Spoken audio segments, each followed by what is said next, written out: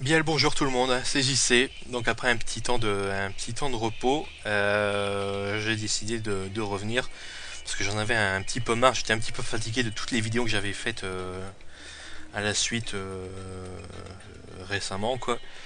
Donc il me fallait un petit temps de repos. J'en avais assez, j'en avais ma claque. Donc là je reviens avec Terrorist Takedown 2 sur PC en version américaine. Un nouveau jeu à la gloire de l'Amérique puritaine, comme je les adore. Franchement, j'adore ça.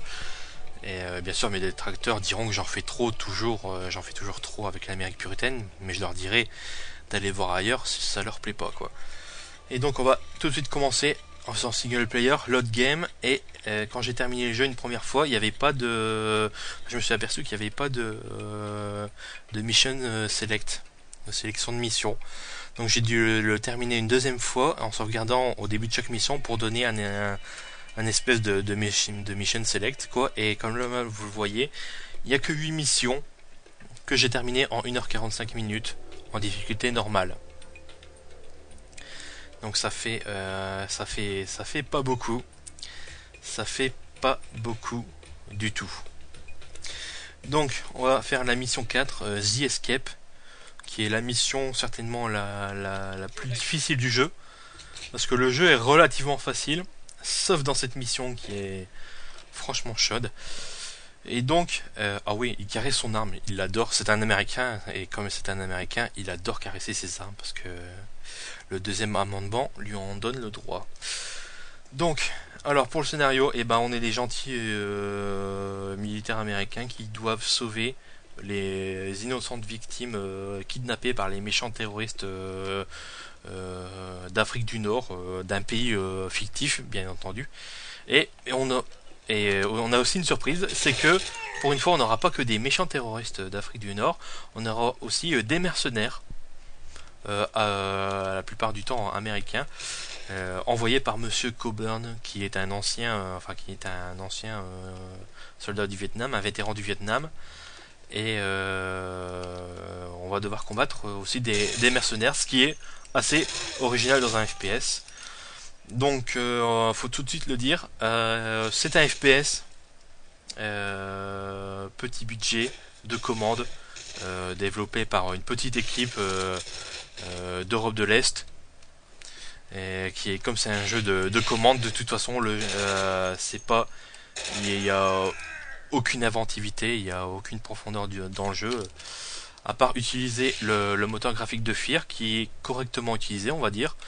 Il y a des jolis effets d'ombre et de lumière, la physique est correcte, il y a il y a de bons effets de particules, les explosions sont correctes, les effusions de sang, pardon, sont correctes aussi, mais ça s'arrête là. Les personnages sont assez mal modélisés, surtout au niveau des la jointure, enfin pas la jointure, mais quand vous voyez les personnages, surtout les Américains dans les cinématiques, tenir leurs armes, ils les tiennent pas correctement. C'est-à-dire que les armes dépassent des mains. C'est absolument horrible. Surtout que les personnages, comme je l'ai dit, les personnages sont mal modélisés. Les proportions sont pas bien respectées. C'est-à-dire que les épaules sont trop larges, la tête est trop petite. L'animation est très très très très très moyenne, donc c'est assez dommage. Le niveau d'intelligence artificielle, on va dire, c'est assez correct, quoi. Enfin, les ennemis se mettent à couvert, ils se penchent sur les côtés pour vous tirer dessus sans trop se découvrir, ils vous balancent des grenades. C'est assez correct, c'est assez correct. Donc on va passer là-dessus. La difficulté, la plupart des missions sont relativement faciles, sauf cette mission-là qui est assez difficile, c'est pour ça que je l'ai choisie. Parce elle est assez chaude, donc je sais pas si je vais aller très très loin. Donc bien sûr il y a un semblant de localisation des dégâts. Forcément quand vous tirez dans la tête, le mec meurt tout de suite. Quand on se tire dessus, eh ben, l'écran devient rouge et il faut attendre un moment avant que l'écran redevienne normal. D'ailleurs, en difficulté normale, comme je joue en ce moment, je veux dire, l'écran devient très vite très très rouge. Et il faut faire très attention. Surtout dans cette mission là qui est, je le répète, assez chaude. Hop, voilà, hop. Il faut que je me mette à couvert. Je peux bien sûr prendre les armes sur les cadavres des ennemis ou prendre les armes qui sont cachées un petit peu partout dans le décor. On peut aussi balancer des grenades. Chaque arme a bien sûr un mode Iron Sight, mais on peut pas choisir le rate of fire comme on dit en anglais, si c'est au coup par coup, en rafale ou automatique. Donc c'est un peu dommage. Putain, ils ont une manie de balancer des grenades, ces cons là. C'est pas possible. Il faut que je fasse gaffe. Parce qu'ils sont loin d'être super cons. Mais parfois ils ont tendance à être à rester au beau milieu du niveau en attendant de se faire plomber.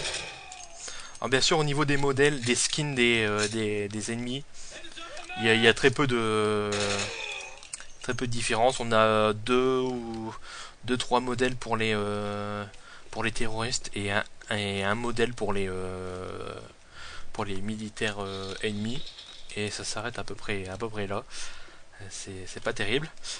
Le jeu est relativement fluide. Là j'ai quasiment tout mis à fond sauf l'anti-aliasing et quelques effets de lumière, des soft shadows et des les soft shadows et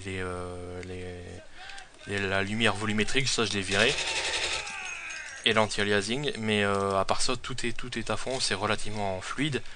Mais bon, comme ça utilise le moteur graphique de FEAR, il faut un PC quand même relativement musclé pour tout faire passer à fond sans que ça rame trop. Attention, il y en a un là. Le jeu est ultra scripté, ultra linéaire. La position des ennemis est scriptée aussi. Les ennemis ont très peu de phrases à balancer, c'est toujours les mêmes de toute façon. Il y a quasiment pas de différence d'IA entre les terroristes ou les militaires ou les hommes de main de Coburn. Donc ça change pas beaucoup. La fin est ridicule, malheureusement. Le scénario est comme je vous l'ai dit, il est ridicule. Et le mode multi, je l'ai pas joué parce que de toute façon un multi avec ce genre de jeu, ça sert pas à grand chose. Il a très peu de choses pour lui. Il a très peu de choses pour lui. Il y a très peu, on a très peu d'armes en plus à sa disposition. Et que dire sur ce jeu? C'est un jeu petit budget, sans âme, sans rien du tout. Donc, est-ce que je vous le conseille? Ben oui, si par exemple vous avez rien à faire un dimanche après-midi pluvieux, vous pouvez toujours y jouer, ça vous fera toujours passer le temps, mais sans quoi c'est vraiment pas la peine, ne l'achetez pas, sinon vous serez franchement déçu. Achetez plutôt un autre jeu, achetez plutôt que Far Cry ou Crysis ou Call of Duty 4. Vous vous amuserez plus, mais sans quoi c'est pas le genre de jeu que je vous conseille quoi. Donc sur ce, moi je vous laisse, et puis je vous dis à bientôt pour une prochaine vidéo.